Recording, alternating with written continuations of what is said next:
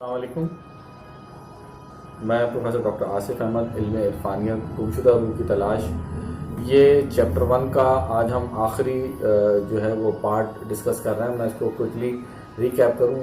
پہلی ویڈیو میں ہم نے ایکشنز پہ بات کری تھی، دوسرے میں ہم نے سائیکک انر کے اوپر بات کری تھی، تیسرے میں ہم نے اسپریچول انر پہ بات کری تھی، پھر ڈیوائن کنیکشن پہ بات کری تھی، پھر اس کے بعد ہم نے پلینز آف ریالٹیز پہ بات کری تھی اور ذات حق سے متعلق جو قوتیں ہیں ان کی بات کی تھی۔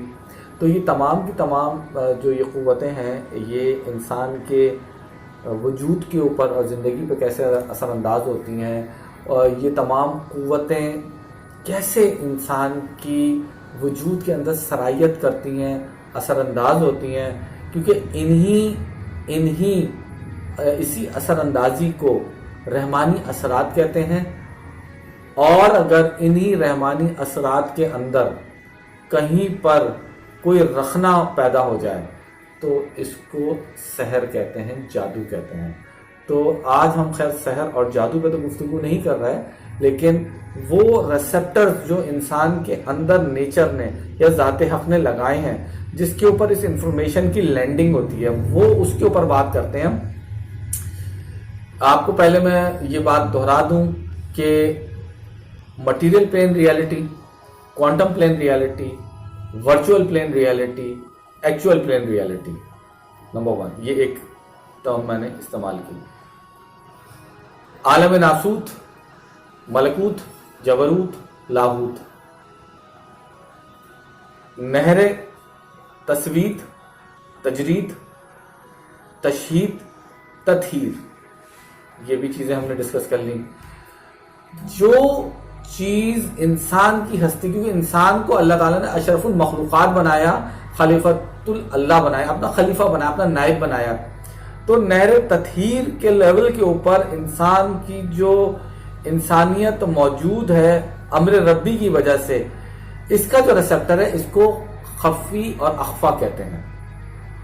اس کے بعد جو دوسرا درجہ ہوتا ہے اس کو سری کہتے ہیں، پھر اس کے بعد روحی آتا ہے، پھر قلبی اور نفسی۔ نفسی جو ہے مٹیریل پلین کے اندر ہوتا ہے۔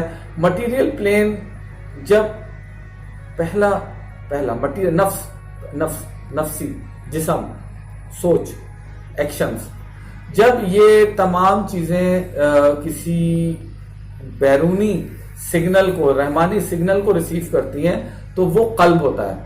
تو یا تو نفس قلب سے کنٹرول ہوتا ہے یا نفس انوائرمنٹ سے کنٹرول ہوتا ہے۔ آپ نے دیکھا ہوگا نا، کچھ لوگ اپنی زندگی میں صرف پیسہ بنا رہے ہوتے ہیں، رشوت لے رہے ہوتے ہیں، عیاری مکاری کر رہے ہوتے ہیں، ان کا جو نفس ہے یہ کنٹرول ہو رہا ہوتا ہے انوائرمنٹل انپٹ سے۔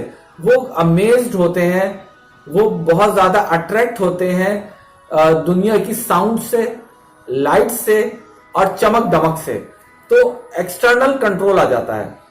اچھا، اب ایکسٹرنل کنٹرول آتا ہے تو قلب کا کنٹرول ہٹ جاتا ہے، تو اس کا مطلب ہے قلب کنٹرول نہیں کر رہا۔ جب قلب کنٹرول نہیں کر رہا تو جو رحمانی سگنلز ہوتے ہیں وہ ایکچولی ان کی لینڈنگ قلب کے اوپر ہوتی ہے، قلب کے اوپر۔